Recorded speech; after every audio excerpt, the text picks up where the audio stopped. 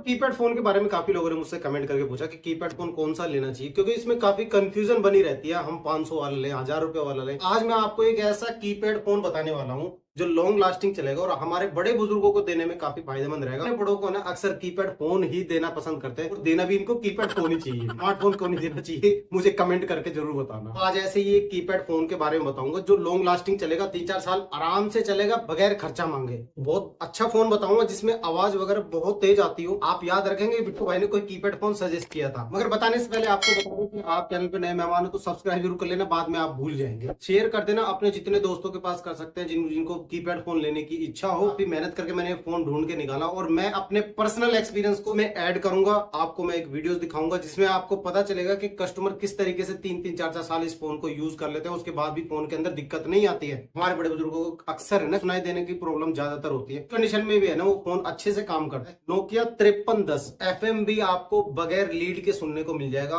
और भाई साहब ये फोन है ना इतना जबरदस्त है, बैटरी के बारे में भी आपको पता चल जाएगा। छोटी सी वीडियो अपनी दुकान से इस मोबाइल फोन के बारे में मैं बनाकर दिखा दूंगा। इस मोबाइल फोन को परचेस कर लीजिएगा, कभी भी आपको कोई प्रॉब्लम नहीं आएगी। कीपैड फोन से लेकर मम्मी पापा चाचा चाची जिसको मर्जी गिफ्ट देना हो आराम से इस फोन को गिफ्ट दीजिए। बहुत ही ज्यादा गुड लुकिंग फोन है तो आप इसको कंसीडर कर सकते हैं। लॉन्ग टाइम तक इसकी बैटरी भी अच्छी चलती है और इसका चार्जर भी आप इस फोन के अंदर हमें देखने को मिलता है डुअल स्पीकर और एफएम रेडियो भी इसका काफी जबरदस्त होता है और इसमें कैमरा भी होता है 0.3 मेगापिक्सल का। ये मैंने खोल दिया है और ये फोन तकरीबन 3 साल से कस्टमर यूज कर रहा है और इस फोन में आज जाके कोई दिक्कत आई है, वो भी दिक्कत जो आई है ना माइक की आई है। बात और दिक्कत भी ऐसी आई है कि माइक जो है इसका आवाज आने लगी है माइक में। और मैंने इसमें ना माइक डाला, ये मैं आपके लिए दोबारा खोल के दिखा रहा हूँ। ये मैंने पैक कर दिया था मगर सोचा कि आपको कीपैड फोन के बारे में बताया जाए। कमेंट करके पूछते हैं कि भैया कीपैड फोन बताओ कोई अच्छा सा। तो देखिए ये इसमें डुअल स्पीकर दिया होता है, GYT का 48K का डुअल स्पीकर दिया होता है, ऊपर भी नीचे भी। जबरदस्त साउंड होता है इसका।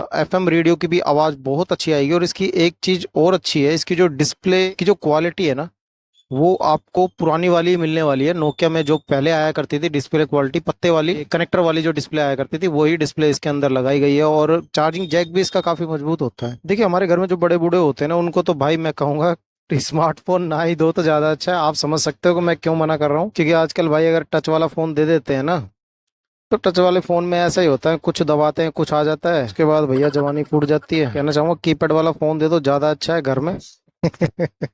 आप भी कहोगे यार बिट्टू भाई कैसे बात कर रहे हो। मैं अपने एक्सपीरियंस से बात कर रहा हूँ भाई। ये सारी प्रॉब्लम ऐसे होता है ना, कई बार कस्टमर आता है यही बोलता है उनको भाई कोई ऐसा फोन दे दो जिसमें नेट वगैरह ना चले बाकी FM वगैरह चल जाए। फोन मैं सजेस्ट करना चाहूंगा उन भाइयों के लिए।